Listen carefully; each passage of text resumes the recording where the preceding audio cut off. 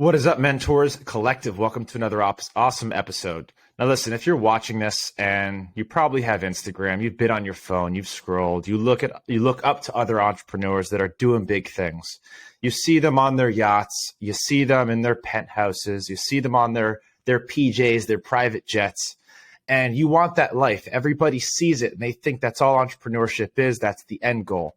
In this episode, I'm going to spend some time with a good friend, one of the funniest entrepreneurs that I know, and we're going to be diving into that life. How much do these things cost? Are they worth it? And what do you really need to do and to earn to be able to have that sort of lifestyle? And then we're going to jam on some fun stuff. But anyways, without further ado, I really want to introduce a good friend of mine. And if you're not already following this guy on Instagram, you have to go check out his stuff. He's the man. Welcome, Nima Yamini. It's a pleasure to have you on the show, brother. Thank you. Thank you, Dr. Phil. Thank you very much. Thank you for having me. Yeah. I love your content. I love your content. Yeah, your man. content's a lot of fun. I see you on the PJs. I see you on the yacht. I see you giving back, educating people, the next generation of entrepreneurs. And tell me a little bit about your history in business. Obviously, you've been in the game for a long time. So how did you get to where you are today? Give us the elevator story.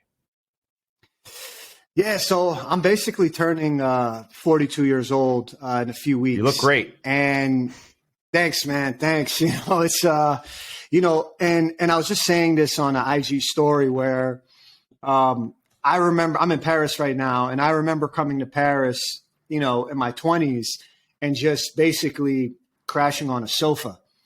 And now I can come here, rent a private, penthouse, private elevator. But it's very foreign to me to have this, affluent lifestyle with these luxuries. Because, most of my life I was a working class man. And I think for people that, before I get into the question you have, I think for many people who become, like now you see crypto people who just become rich at like 19, right? Or back in the 90s when I was in high school, people were becoming millionaires selling websites, just left and right. It could be anything like, dogshit.com, like that could sell for $50 million.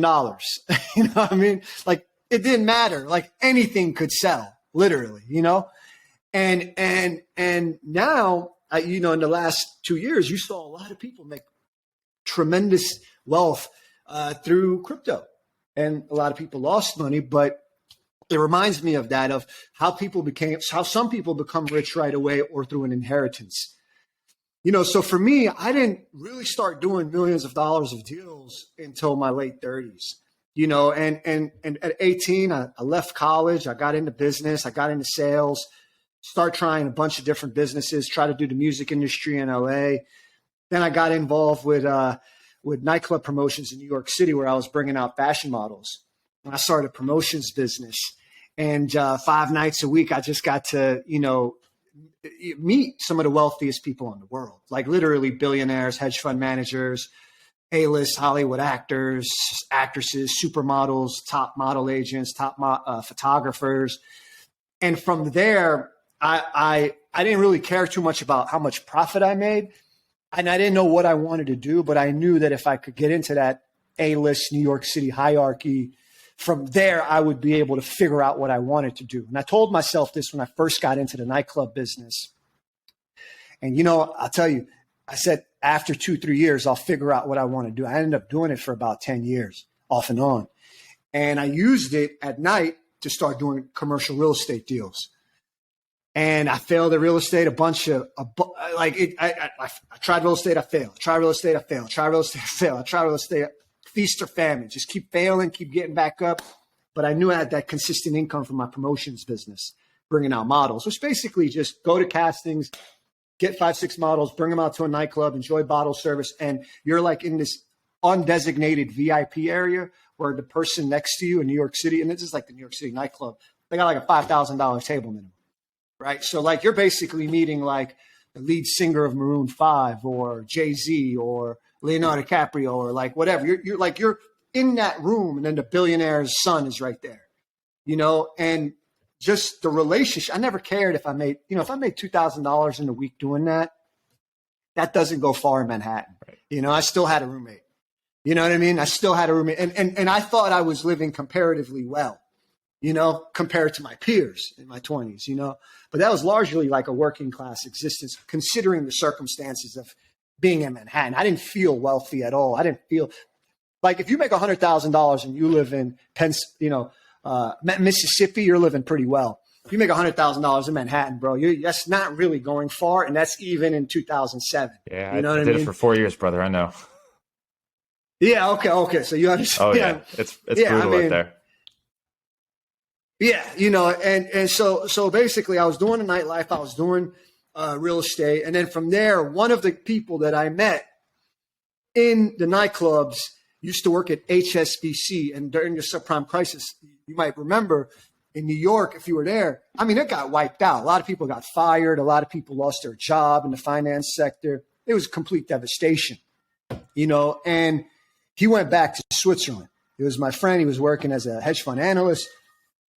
Anyway, long story short, him and I ended up getting back in touch, and he was working in the private equity space doing secondary transactions. Basically, just one investor wants to leave a fund. Another person wants to buy into the fund. There's some negotiation, and then the person in the middle can get like an advisory fee. It's much more regulated in America compared to Switzerland, but or the EU. But it's a very intricate part of PE. So from there, I started making money and being able to travel. Yeah. And then another long story short, I ended up meeting my fiance, who's about to have our daughter, my first child, in a few weeks. We met in Spain, and I met when I was abroad. I was doing remote work before COVID.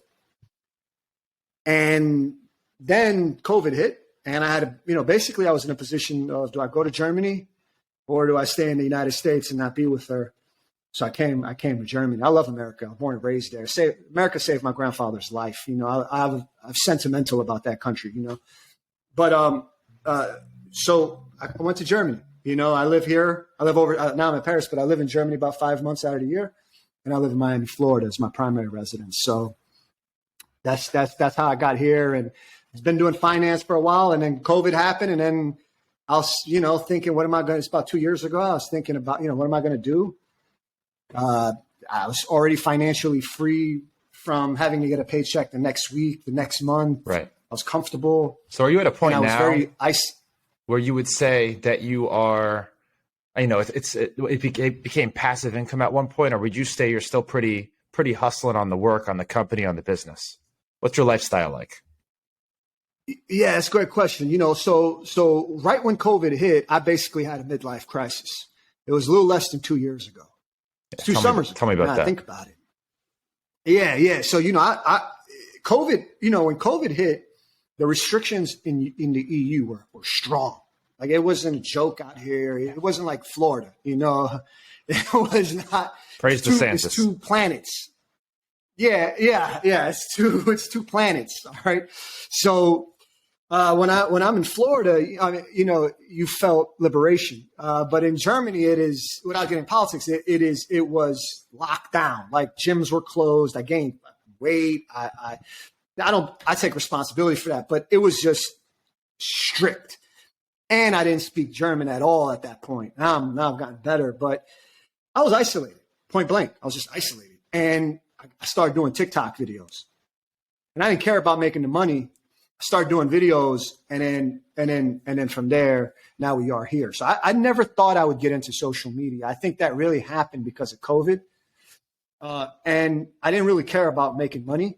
My partner and I ended up starting a successful online education business, but now we have, we've employed, I don't know, maybe 30 people at this point, throughout when we started. But I didn't really think about making money. It ended up coming. But when I started social media, it was more, I didn't work for several months. I was comfortable, and I wanted to do something more than just private equity. Private equity, you don't have to work that much. You can reach a certain point. You don't have to work that much. It's similar to being a doctor. You have a private practice Monday through Friday. You make your own hours. Right. You're in, you're out. You're living pretty good. But I wanted something more than that, But I think for doctors, you're really helping people. You're a healer. I can't compare that to a doctor. Hey, not so much anymore. And I'm glad you found TikTok. You've got the personality and the charisma for it. And the content's crushing. So during the COVID kind of 2020, 2021 era, did you participate in this crypto boom and this kind of manic get rich quick and, flipping GM, AMC, GameStop. What were you doing during that time? I know you mentioned crypto and compared it to the .com bubble. What were you doing that time? Yeah, it's crazy. I never,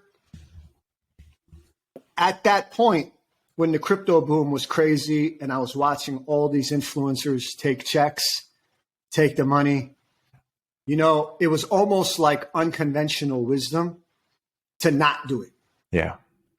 And until this day, I can tell you, I never got paid by a crypto company to promote any ICO. I never did an NFT project. I never did one. Because you knew it was going to happen? Money.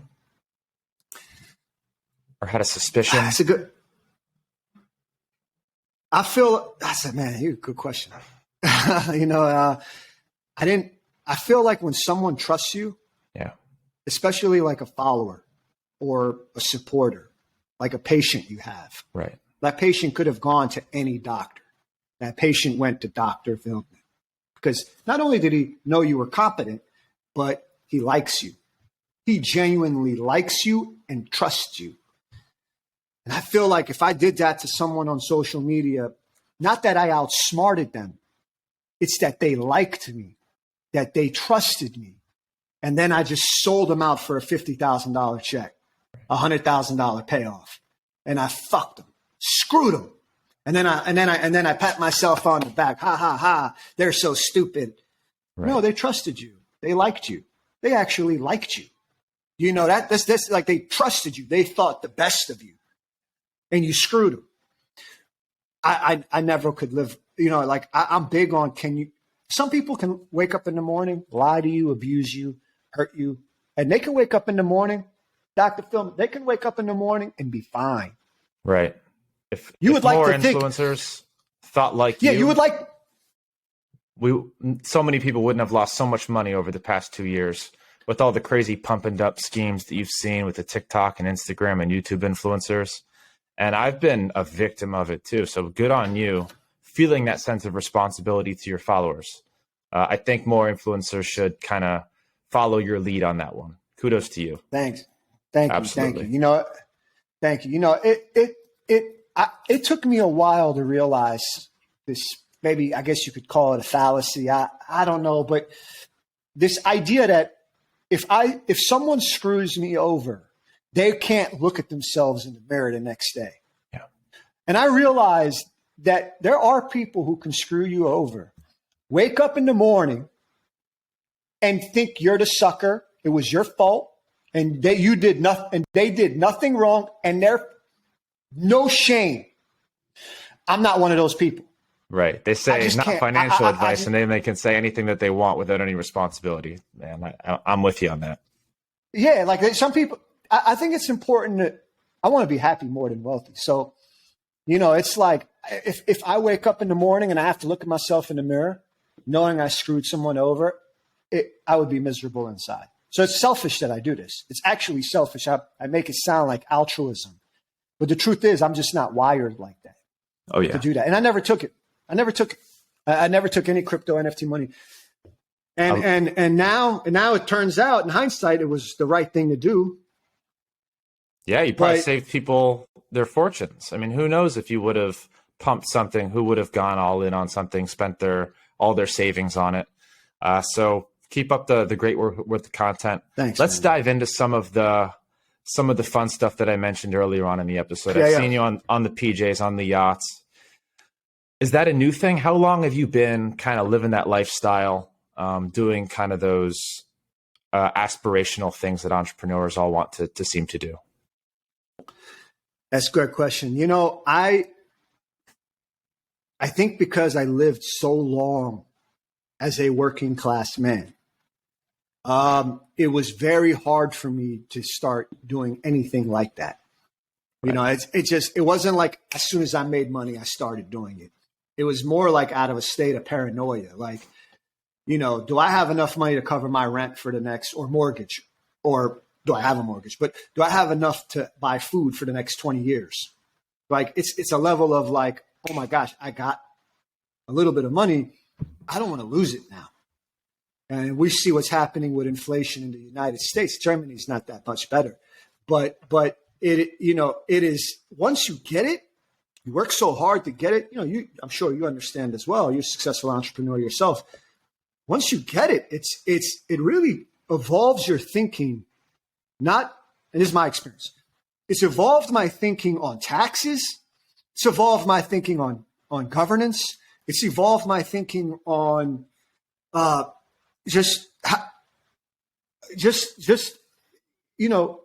am I going to do with it? How am I going to protect it?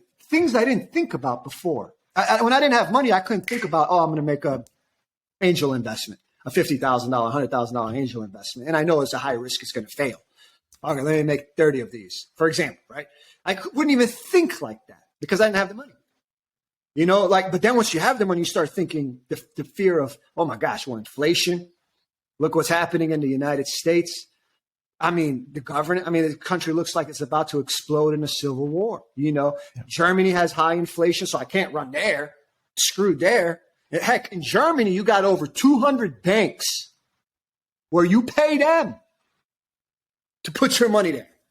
Jesus. I didn't know that. I thought things were rough here. That's brutal. Yeah, it's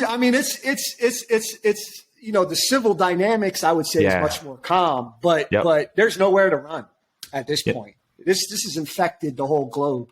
Yep. And you mentioned one thing that I think is important and something that I deal with too, which is that you spent most of your life as a working class.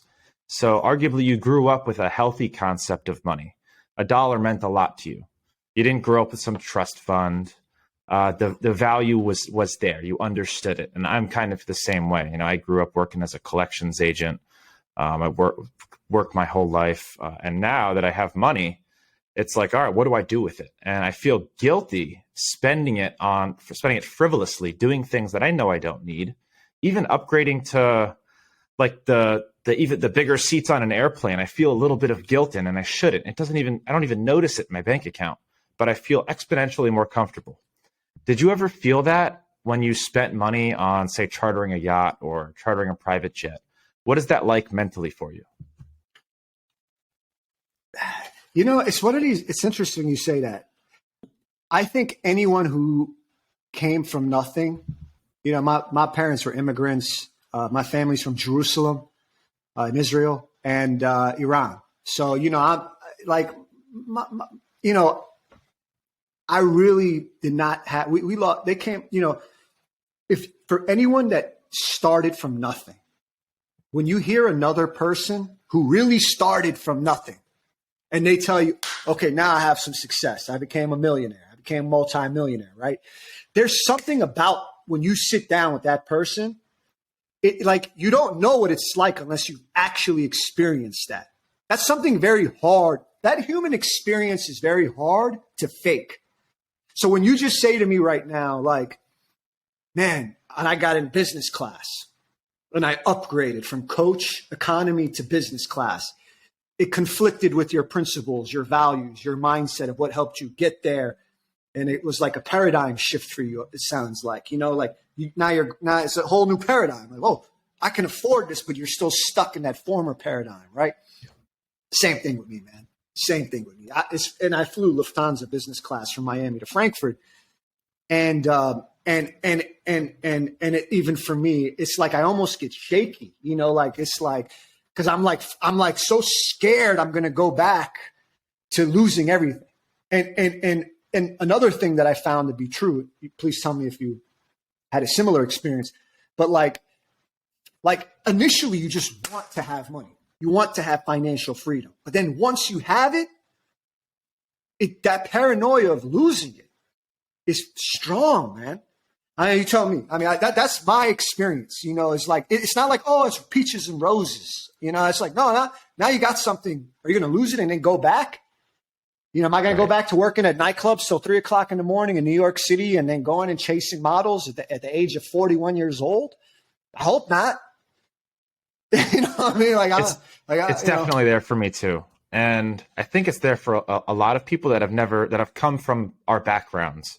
without growing up with a lot of money, because we know what the other side is like. And I have lost pretty much all of my money before. I don't know if you've ever gone through something similar where you started a business, something failed. Yeah. And I was going, when I was in my 20s, I started a very successful social media marketing company, got up to like 50, 60 grand a month, most of that being in my pocket. And then one day, kind of the source of our business shut off, and it went from 50 to like 5. And I was spending frivolously at the time, living in New York City, VIP tables. I had a high rise in Manhattan overlooking the Empire State Building. Nice. And then kind of the oh shit moment happened. And man, but I already knew how to make money at that point. So I was okay. Figured it out. I made money pretty quickly. And I think that's what we know, but we don't internalize. And that's where the paranoia comes from. So I'm still in a protective mode. That's still why I'm like, all right, it's extra $1,500 to upgrade to business class. I'm not going to do it this time. But then I'm on the plane walking back to my coach seat. I'm like, I'm a fucking idiot. Why didn't I just pay the extra money and do the business class? Yeah. So, both ways are tough. But I'm with you, brother. Does it sound pretty similar? Have you ever lost everything in your companies before? Yeah, when I was about 23 years old, I moved out to California. I was living in Malibu. I had a drop top BMW. I started a web design business. And I was, basically cold calling. There was a website called, I don't even know if it exists, called Info USA or something like that, right? It's based in Iowa, I think. And I got these leads, and I would phone call a bunch of small businesses in the Los Angeles area. Then I'd go, hey, how you doing, Mr. Thomas? I'm going to build you a website.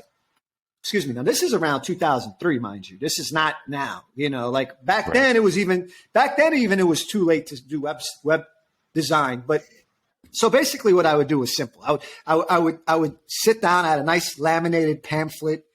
I would do my sales pitch, and I would tell them we'd build their website, and we would. But I would actually get my website done in India. And back then, this is not like now. And now it just sounds like this is a no-brainer. But it's obvious. But back then, getting a website, I don't even think Fiverr existed back then. Like none of this. So many. The 20 world years was, ago. Yeah. Yeah. 2003. I mean, I don't even know if Instagram existed. I don't even know if Google existed. I think Google existed. But anyway, so I would get the website done for like $200. And I would sell it for like $1,100, $1,600. And then I start getting credit cards. And I'm 23, testosterone through the roof. I just wanted to bang every girl I could, essentially, woman. And I'd go to the nightclubs and I'd buy bottle service. And I had the BMW, had a home in Malibu. And I just ran through it. Eventually I went bankrupt. And literally bankrupt. I was about 26. I was literally bankrupt. I think it's good to go through something like that. It teaches you some humility and teaches you what you now know, which is protect your shit. And I think that's an important skill to learn. And you can't really just learn it without feeling it. You have to feel the emotions of being bankrupt in order for it to really stick. Yeah, it's really it was very humiliating, and then losing the BMW. Losing the BMW, and then that was brutal, man. That sort of humiliation though is really it's like you're a therapist, I think about it, but now I'm reliving that moment. Wow. I mean, I could see how people give up on entrepreneurship. I think a lot of being an entrepreneur is really, it sounds so corny, but there is. I think so many people say it's cliche maybe. But don't give up. And it really is that simple for a lot of situations. My situation, I could have easily given up, been an average Israeli or Iranian American guy, go get a finance degree, go get a law degree, go work, it's just like, I think about that, like it would have been like what my peers were doing. It wasn't me, and I wanted to do something creative. And I wanted to do something entrepreneurial. And my peer group, it wasn't like what my peer group was doing. A lot of them became successful too, but they took a more conventional path than me. Mine didn't look like it was going to work out. Maybe my mom was ashamed of me. Maybe, I don't know. Maybe my dad was ashamed. I remember my dad telling me once in my 30s, son, how much money do you have saved? We're sitting down. Son, how much money do you have saved? Can you show me? Then I put in my phone and I show him. He's like, you don't even have $5,000 saved. He's like, and you think you're going to be Bill Gates? Bill Gates can save money. You'll never be like these guys if you can't at least save money. And I remember, and I tell my father, next year I'm going to come back. I'm going to have 5,000. And this is how low I was. This is way before, doing millions of dollars of business. This is just from the very beginning. It felt like the beginning, even in my 30s. But those were hard conversations. And then you start thinking, are you crazy? Like you keep reading books and stuff. And I started reading a lot of books like a maniac. I think one year I read like 80 books. Like 70 books. I actually have it written down because I was just a maniac about it. Yep. And that was a period of my life where it was like 3 years where I was like a cave.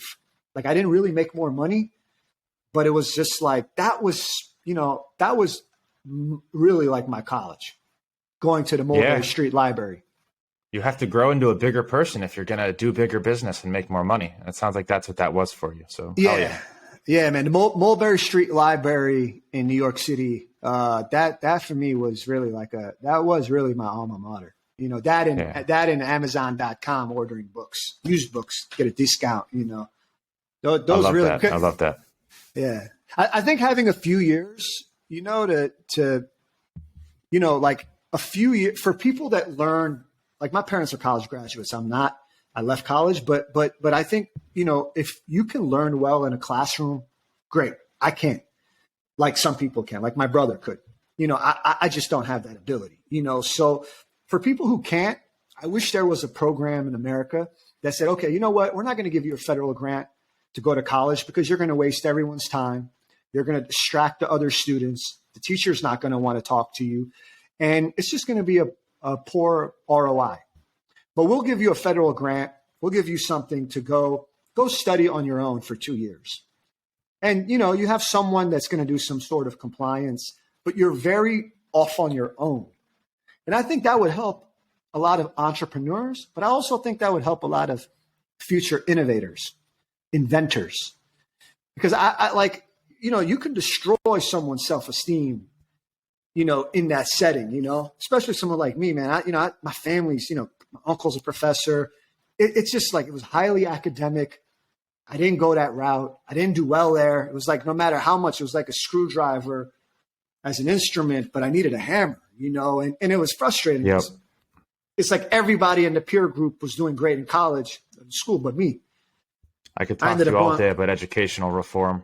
I mean, the current system, I think no one's arguing with you that's broken. I know my kids, I'm going to find some kind of business school, entrepreneurial life school to enroll them in. You got a kid now, so maybe start thinking about starting something like that. That'd be cool. Yeah, I'm a big fan. I'm a big fan of homeschooling, man. I'm a big fan me of too. homeschooling. Really? I support it 100%. Take the kid traveling, teach them everything I mean, you're a well-educated man now, self-educated, which is arguably way better. You're learning practical stuff.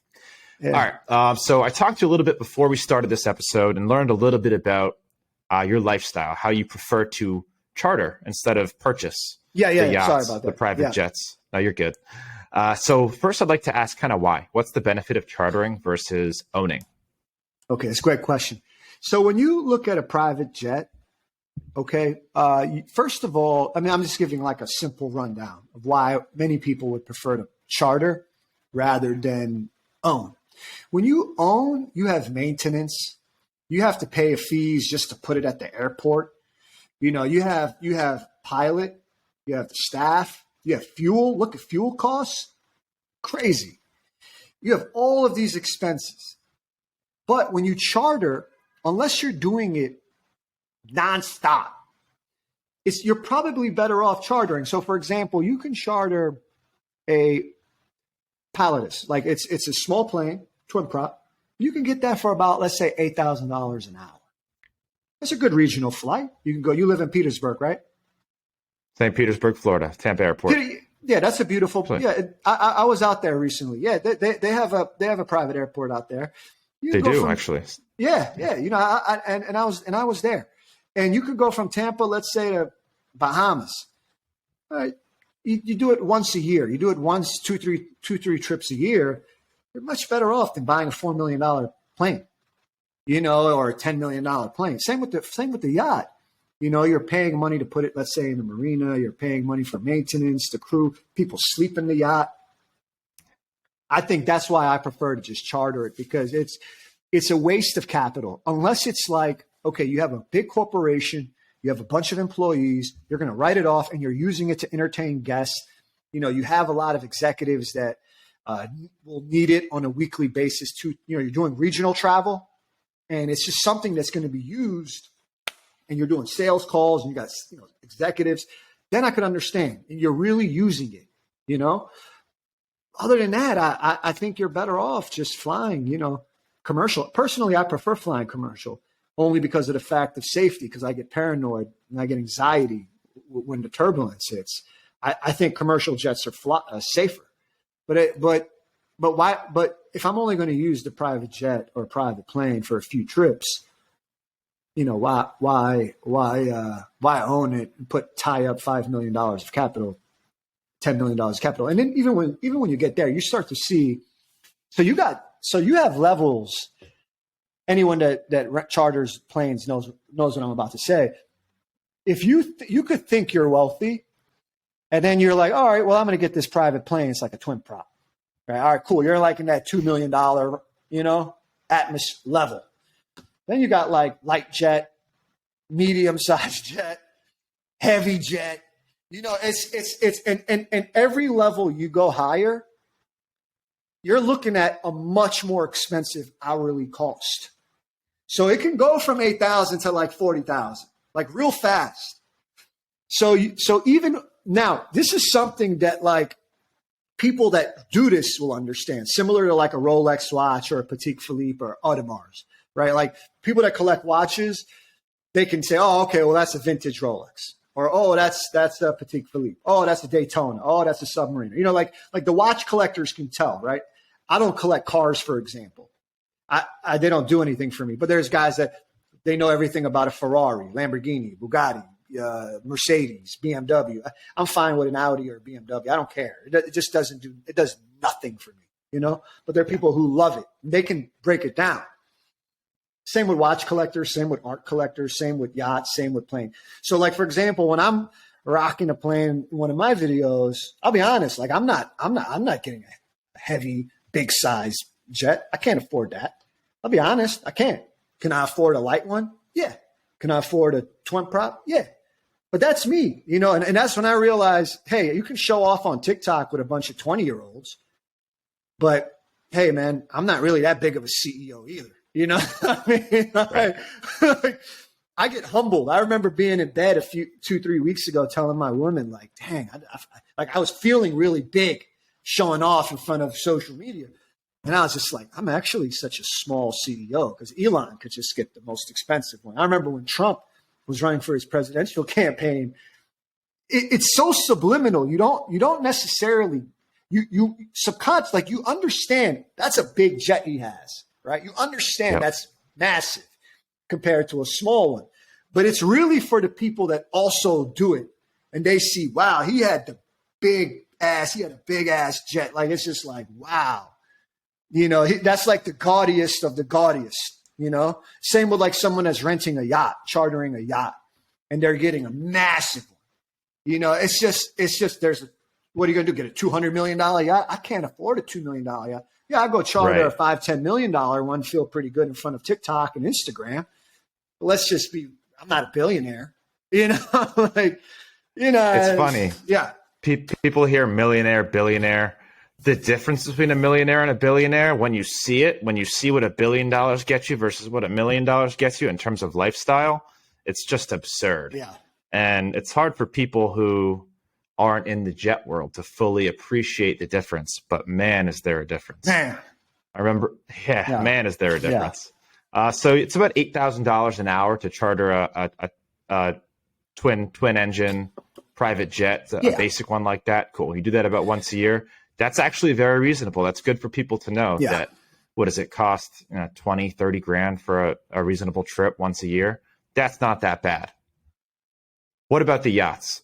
Talk to me about those. Yeah, well, in Miami, they're very popular. So in Miami, Oh, yeah. in Miami, I think what you tend to find in Miami is people, a group of tourists will come in town, and it'll be like 15 of them, and they just cram one yacht. And that's cool. I've done that before, but I rather just get my own, and again, you don't really need that much, $10,000-$15,000. You should be pretty fine to take one for the day. But I say this, there's something I didn't know. Maybe a lot of people knew this. I didn't know this. You actually have staff that lives on the yacht. You have, the stewardess, you have the captain. They might have two people that are doing maintenance and other work, crew, the crew. And there's several bedrooms down there, and there's people that actually live there. And so you're actually paying for that, and you're paying for fuel, and you're paying the owner, for his for his depreciation, for him to make a profit. But you're still way better off, like if you allocated a budget, let's just say hypothetically, $200,000 to chartering planes and yachts, you're still better off than putting that money in buying a $5 million plane. It's just, then you tied up that capital. Where's it going? Unless you want to get into chartering planes. Now, if you want to get into the chartering business, for example, here in Europe, it's a phenomenal. Here in Europe, chartering planes is just an excellent business right now because so many of these airlines have just completely screwed their employees, from what I hear. I was talking to a lady from Emirates, and I was looking to charter a private plane just recently, just a few days ago, from Dusseldorf to Amsterdam, and she was telling me how she got laid off, and during the lockdowns, presumably, and then they asked her to come back, and she's like, I don't want to come back. I just had a baby. I'm fine. Now she lives in Hungary, and she can make just as much money just chartering these planes. And there's like a shortage, from what I understand. I'm not sure, does that impact all the markets? But with all the things that happen, more people are flying private, and it's actually becoming more and more affordable. Now you have people that are just, they're even giving you deals on empty legs. That was always the thing, from what I understand. But now with technology, you can see empty leg here, empty leg there, empty leg here. So, I love empty leg. Talk to me about that for listeners that don't quite know what you're talking about. What does empty leg mean? Yeah. Well, I could tell you're familiar with this too, right? If you know what empty leg is. It's like, yeah, man. So empty leg is basically like, right now I'm in Paris. I want to fly to Zilt, which is a German island. It's like a destination similar to, I don't know, Hamptons in New York City, but in Germany. Germany is the richest country in the EU in regards to GDP and just economy size. So, for example, from Paris to Zilt, you're looking at about 2 hours roundabout flight. And you're like, okay, well, I want to fly there, but hey, guess what? Maybe someone came from Zilt to Paris this morning, and they only took it one way. They're not, that's it. Like imagine you want to take a private plane. You just want to go one way. But now the owner is going to bring that jet right back to Zilt. But now you might not want to pay $30,000, $15,000 an hour. But they'll give you a deal where you can take it for, hey, we'll give it to you for $8,000. Right? They'll give it to you for $9,000. It depends. Do you know the owner? Do you know the broker? Do you have a relationship? Are you a repeat client? Because really what's going on, for example, here in the EU, you have tons of websites, and it's pretty similar in the United States, right? You have brokers. They go on Instagram. They go on websites. They do Google search. You can find them, pretty easy. Here in Europe, the big one that's really well respected, for example, is Vista. They just have basically a brand new fleet, which you're looking at a minimum of like, $15,000 an hour or so, but it's basically brand new. So again, you have levels even with chartering private planes, man. Like it's like you can go to a nightclub, you feel pretty good. Oh, I got $2,000 table. Next guy got 30 bottles of Dom Perignon, he just blew you out, bro. Yep. Now he's the one that spent $15,000, $20,000 plus the gratuity and everything. Let's add another $6,000, $8,000 for that. You spent $28,000, you spent $2,800, he got all the attention, you know, and the women, let's say. I mean, a lot of times I see these guys don't actually get all the women, but you know, but he just made you feel smaller. You know, it's right. Even with the private planes, bro, there's like levels, man. And I realize how small I am when I go to a private executive airport. That's what they call it, basically. Right. It's funny how that works, huh? When you make a certain amount of money and you reach a certain level, you really just become kind of the bottom ring in a totem pole again. You're just playing in a different ballpark. Yeah. So no matter how much you make, it seems to be the case, which I think is really interesting. Yeah, man, it really is true, and yeah, it really is. It really is. Like you really feel like it's almost like you can never fill that cup. You know, it's like it's got this cup, but there's a hole in here. I find I just get miserable when I compare myself to other people. It just brings. We all do. Yeah. It's poison. It's poison. It really is, man. Yeah. Yeah. If all right, brother. Yeah. Yeah. So a couple questions for you. Obviously, you've been in the game for a long time, been living the 1% life, chartering some cool stuff. What's the coolest shit that you've done? Some 1% shit that you paid to do that was a really cool experience that you think was absolutely worth the money. 1%. Man, that's such a great question.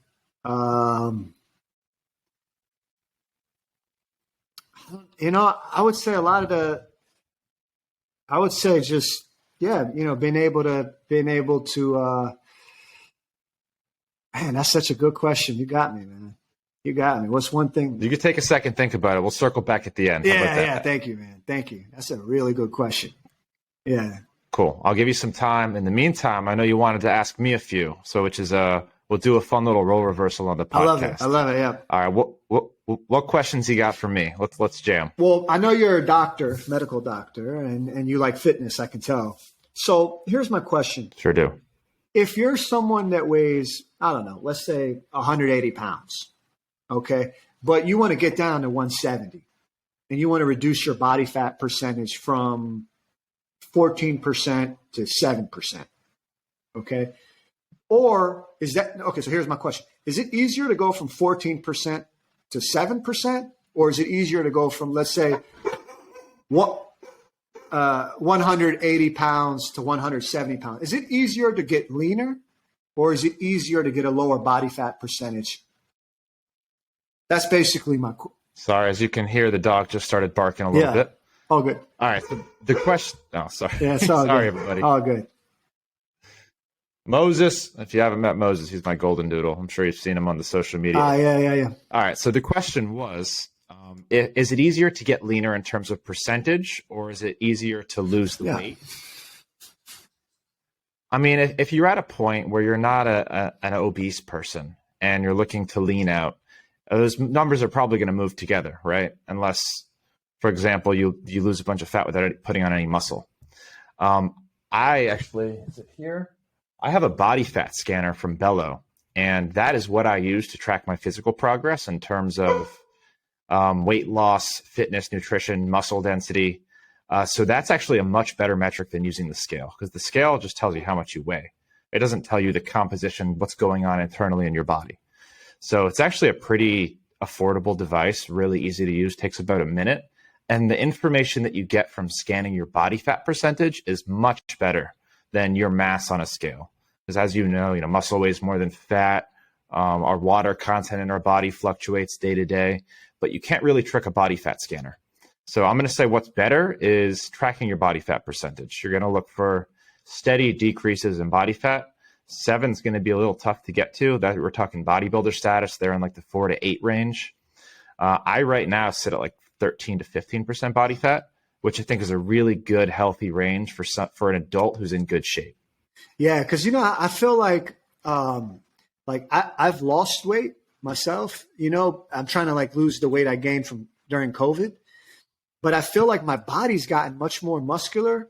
But at the same point, I only lost like 10 pounds in the last 7 months, but I can feel my body does not look Like, and I'm like, how come I didn't lose weight, but I feel way more muscular? And I'm doing running, boxing, weightlifting, hiking, walking. And you're just guessing based on what you're seeing in the mirror, right? And how you feel that you haven't lost weight, but you look more muscular. Yeah. There's a way to tell. I'll send you a link to this body fat scanner, super easy to use. And that way you don't have to guess because you see yourself every day. Seeing incremental changes every day is tough. Your mom who sees you maybe once or twice a year is be like, oh, you look good. You look more muscular. But it's really hard for you to be sure about those changes on a day-to-day basis. The body fat scanner makes that a lot easier. As a medical doctor, like when someone comes in to do a physical, is if they were to say to you, okay, I'm going to come back next year, I'm going to be healthier, but I can only use one metric. That's either going to be the body fat or the weight scale. Which one would you say is more impactful to coming back with a better physical? For an average healthy person. Yes, as long as you're in a healthy range, body fat percentage is going to be the metric that I would use, which is wrong because now we use BMI. But that number is really used to track people who are not healthy, who are having problems. For example, if a BMI is 30, 35, that person probably needs pharmaceutical intervention. Really, they need help from the medical system. If it's you and you're coming in and I'm trying to optimize your health to make you live forever and operate at 110%, which is what I want to do, then I'm tracking your body fat percentage. Wow. And do you think how come you think it is that a man can lift weights, do cardio, a bunch of cardio, they're gaining muscle, but they're not really losing weight? How's that possible? That you're not losing weight? As a medical doctor, I'm just curious. How's that possible that you're getting muscle, you're fucking training hard, bro, 5-6 days a week, but you're just not shedding, but you are getting muscle? How's that possible considering you're doing so much cardio? And I'm just You ever heard the old school saying? You probably heard this when you were 5 years old, muscle weighs more than fat. It's true. If you're at the same time, your calories in, calories out is the same. You're building muscle while simultaneously losing fat. You're not going to fluctuate in your weight very much, and that's a good thing, unless your goal is to drop pounds on the scale. And if you're an obese person, I'd say that's goal number one: is let's shed some pounds on the scale. But if you're you and you're at a healthy 180 and you're trying to beef up, put on some muscle, then I wouldn't be too concerned. If you're doing all the right things, you see your body habit is changing, and your weight on the scale is not changing. That's fine. Yeah. Well, that's interesting, man. And then another thing I'd like to see what you think about. In the United States, when I look at the healthcare, someone like me in Germany, I can just buy private healthcare. But in the United States, and I see what you think as a medical doctor here, as an American expat who lives in the United States and lives in Germany, I see, admittingly, a lot of my views tend to be on the conservative side, but on this one specific isolated issue, I see that the German healthcare system, to me, the public healthcare system is superior, and here's why. Number one, the gas station worker can get a great healthcare plan with no worry about cost. And I feel like right now I can go urinate. Right now you can go urinate. Right now somebody watching this or listening to this can go urinate and blood comes out. It's just something out of your control. It's just not, now you're going to go to the doctor. Maybe you find out you have some condition that could be life-threatening. So here's the thing. In Germany, they don't have that issue. Now in Germany, they're also paying more taxes. But in Germany, their elections are cleaner, more trustworthy. You actually can see where the money's going. So in the United States, I'm not suggesting people pay more taxes because I think we already pay so much in taxes. It's crazy in the United States. But it's where the heck did the money go? So I'm asking you here, how is it possible that Germany and the United States, both rich countries, among the richest countries in the world, highest standard of living in the world, how is it possible that we can't have that for our waiters, for our bus drivers, for our bartenders, for our freelancers who might only make 60, 70,000? The guy can't afford healthcare, and now he's scared to go to the doctor. Then 5 years later, he finds out he has a condition that just fucked his whole body. Now, so I'm asking you as a doctor, what do you think the problem is that we can't do that? Because we're definitely paying a lot in taxes. And look what now they're going to hire all these IRS. Where is this money going, bro? Hey, please. How can we solve this so more people can get healthcare? And here's one more thing I've noticed. In Germany, the conservatives and the liberals agree everyone should have healthcare. I mean, Germany's a rich country, a ton of innovation, one of the strongest economies in the world, despite a population of only about 88 million. I mean, they managed to do all these things that we do in the United States, and they have a ton of billionaires, yet their working class has healthcare. So I'd love to hear just your everything. You could disagree with everything I just said. This is anecdotal, me just talking to people. You know what I mean? I think what you just said is common sense. And it's common sense until it gets to a point. And I'm going to bring you to that point, and let's see if we disagree. And this is it's a really complicated problem. There's no doubt. There's a lot of people who have thought longer and harder and are much smarter than I am to try and fix this. And I don't pretend to have solutions. But what I think is going wrong, and based on hundreds of conversations I've had with doctors, healthcare administrators, this seems to be kind of the core of the issue. And America is, you're right, we have the most money in our healthcare system. There's no reason our healthcare system should be such shit. The reason that I believe it is, and one of the consensus, is that Americans are overall much unhealthier than other countries. So it takes a lot more money to take care of them. I don't know if you're familiar with primary, secondary, tertiary types of healthcare. Tertiary care is a diabetic waits until the very last minute, until they are an advanced type 2 diabetic. Their legs are going to be chopped off. They've got heart disease. Then they'll go and get help. It costs a lot more to take care of that person than it does when you're doing pre-screenings. You're finding it early. You're treating them with really cheap medications like metformin. So that's a huge problem in America, particularly in the middle of America, where people aren't necessarily educated enough to have the access to have those screening procedures. So one, we're unhealthy. There's the SAD diet, standard American diet. It's sad. It's creating sickness. That sickness is very expensive to take care of. One of the other major problems, and here's where it gets controversial, here's where you might disagree, is you agree healthcare is a human right. Yes? It should be a human right. I do too, to a point. What is that point? Where is that line? Do we take care of 80-year-old grandma with multiple comorbidities as she's laying there comatose, spending $1 million a year to keep her alive, keep her breathing? I don't know, but that's what we're currently doing. We're spending a massive amount of our healthcare budget in end-of-life care. America's also got the most advanced healthcare system in the entire world. And it's bad. The outputs are bad, but what we have access to, the technology here, is insane. And where do you draw the line between basic healthcare as a right and this is no longer a right? This is now exclusively reserved for those who can afford it. And where that line gets blurred, I think, is where the healthcare system gets very expensive.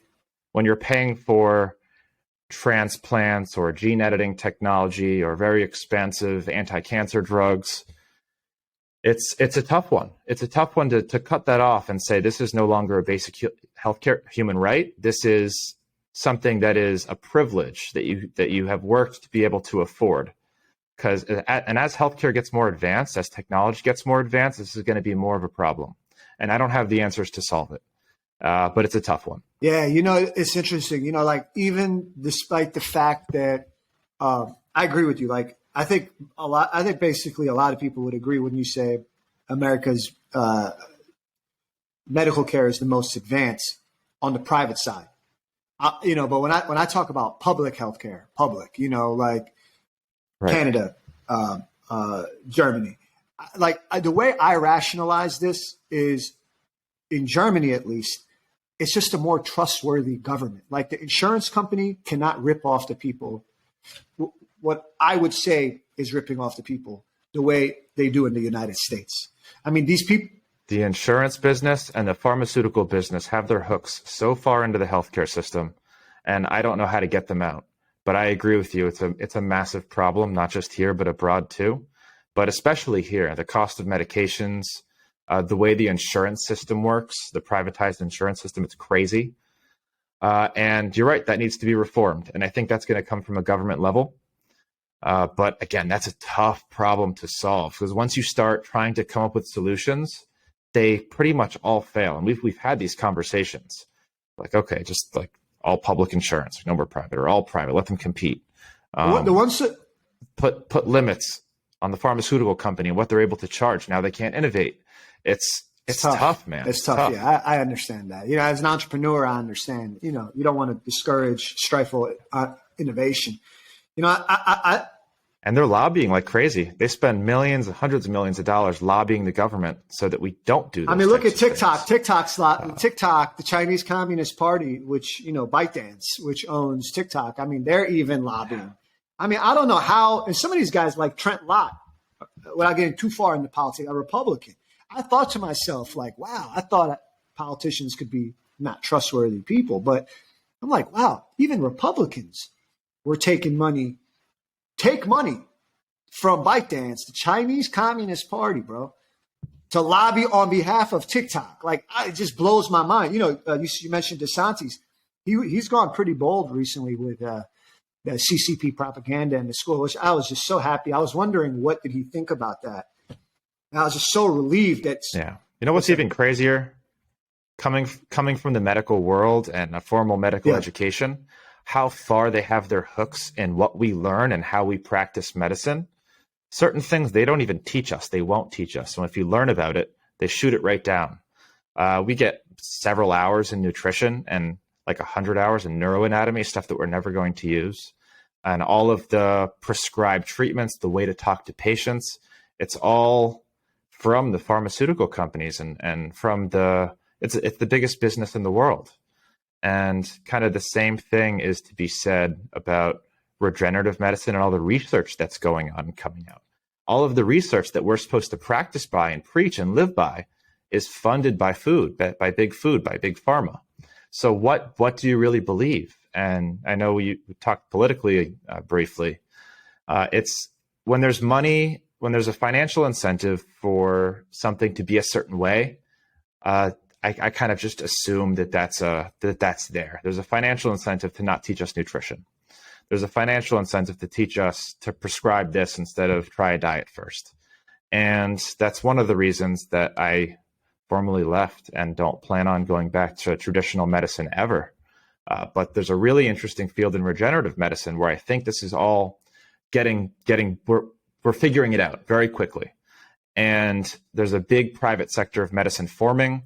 The regenerative medicine, wellness spas. We're talking NAD plus, stem cells, gene therapy, gene editing, things that were once looked at as woo-woo are now generally accepted. They can't be denied anymore. And I think it's going to be a really interesting future for anyone who can afford modern healthcare, because things are coming and they're awesome. Here's one more medical question. All right, before you go here. Sure. Now with everything going on, do you think that AIDS is something that, what do you think? Like, it is PrEP, right? Like, but I'm just saying, what do you think? Like, do you think in the next 5 years we're going to have a cure? As a medical doctor, do you think in the next 5 years, 10 years, we will have a cure for AIDS? I think it's possible we already have one and that it's not being released because people are dependent on these medications. It's a recurring revenue model. I think we have the technology to cure AIDS. Whether it's going to become available for purchase, I don't know if it ever will. And same thing is to be said about a lot of cancer, a lot of the different types of cancer out there. Right. That's the one I'm going to mention. A lot of people have come to me and my TikTok and said, we have the cure for cancer. It's obviously out there. I mean, cancer is a very complicated disease. There's hundreds of different types, each with a different treatment modality, and that would be a different cure. But yes, the cancer industry makes billions and billions of dollars on recurring revenue.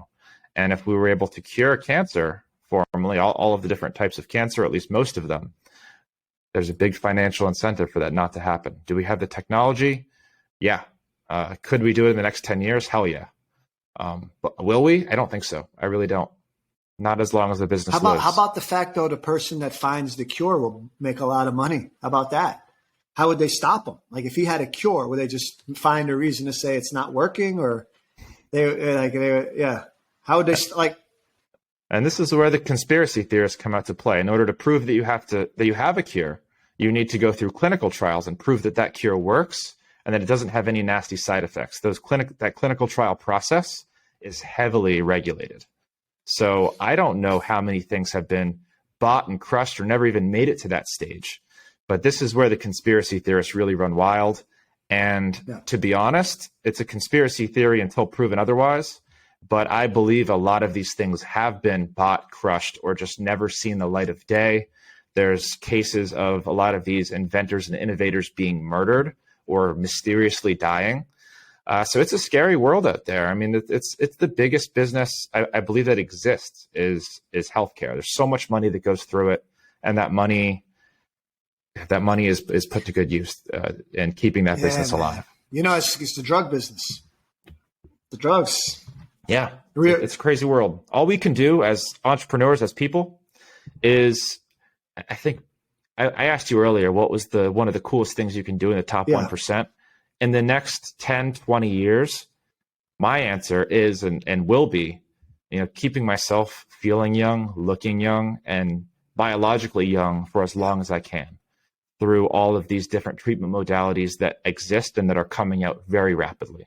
Whether they ever make it through clinical trials, probably not, but they will be available either here or abroad, and I will be heavily participating in them as I get older. Man. Nice. Yeah, that's nice, man. I to answer, I guess not to answer your question, I'd say just being able to, on a pretty fairly consistent basis, just rent a yacht, go enjoy sunset. If I want, watch Miami, and go, see the skyline, see the city, just watch it, and invite one or two people to join me. That and having boxing coaches that are gold medalists, champion boxers. My main boxing coach in Florida, 4X champ, state, 7X champ. I might be getting this vice versa, national champ and Florida state champ. Just being able to train, which it's not a lot of money, but it's just the fact that I like, as someone that loves athletic activity, I just think it's cool to have a personal trainer and be able to easily afford it. Like really, really be able to afford it. And I guess that's something that not everyone has that I feel like that's something I really appreciate, I love that answer. And me too. I train Muay Thai right next door in a private gym. I fucking love it. I think it's transformational. Any entrepreneur, any man who can get in there and take up a sport where you're hitting things, I think is so healthy. I feel the testosterone kind of pumping during, after, and it's just something primal about it that's just good for you, great for your energy, good for your self-confidence, and good for your personal growth. So awesome answer, brother. And I hope to be on a yacht on you sometimes with you in Miami sometime soon, brother. Thank you for having me. Really, thank you for having me. Yeah. This was a blast. And if you're not already, go and follow Nima Yamini on Instagram. I'll have it linked down there in the show notes. Check him out. He's an awesome content creator, successful entrepreneur. And I want to commend you on the content and your responsibility as an influencer, as you discussed earlier. Never leave that behind. Thank you, Dr. Phil. Thank you for your time today. Thanks for having me.